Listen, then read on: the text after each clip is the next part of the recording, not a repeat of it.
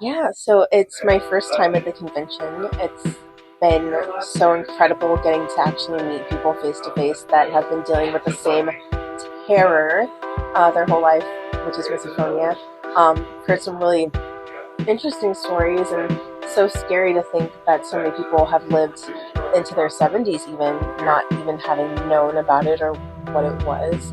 And I think the most important part for me that I've seen is the parents that have been here with their kids and their teenagers, and I wish I'd had that kind of advocacy when I was younger, so I didn't feel so alone and crazy.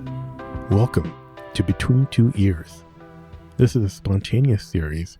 I'll drop kind of randomly when something interesting comes up, or I've got some thoughts I want to get off my chest. For this first episode, I'm covering the Misophonia Association convention that I attended this past weekend in Atlanta. It was my first in-person convention in 5 years. It happens every year. And so I was eager to see if the experience still had the same impact.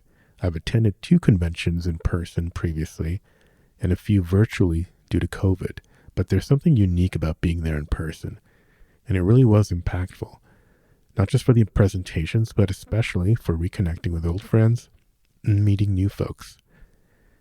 The real magic of these conventions often happens outside the presentations. It's in the lobbies, hallways, during happy hours, at dinners, walks. Those informal conversations are where we connect over our shared experiences, discuss coping methods, compare our backgrounds, and consider where misophonia may have come from and how it's shaped our lives.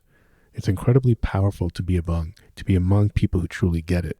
I attended some good presentations. There is Dr. Jane Gregory's, who shared her latest research and insights from her book that I did with her called Sounds Like Misophonia, which includes really interesting concepts like the meerkat model and ways of framing sounds and experiences to help clients manage their reactions.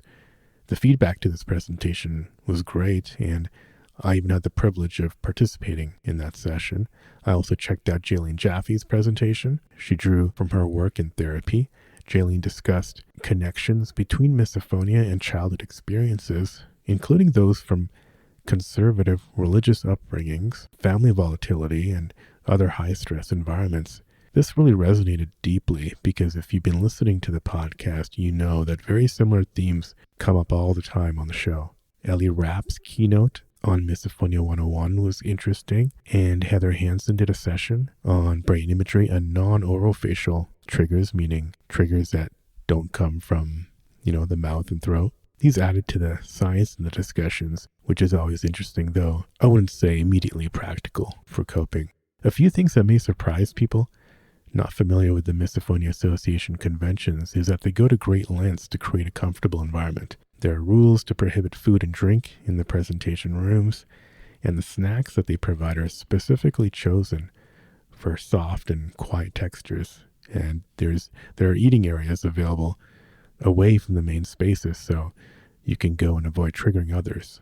The convention is always held at an embassy suites because each suite has a living room and an additional door to the bedroom, which provides some extra sound insulation. Of course, there's always room for improvement, and I know the organizers are always working on making things better, but for instance, occasional elevator sounds near the presentation rooms and doors opening and closing can be distracting, but I think with even more signage and guidelines, these disruptions could be minimized in the future. Sometimes phone notifications go off or somebody takes a picture and there's a shutter sound. But despite these minor disturbances, just being surrounded by fellow misophones who understand each other's challenges really creates a sense of calm. Even when a small trigger might arise, there's real solace in knowing that we're all in the same boat. And so the usual fight or flight response just isn't the same.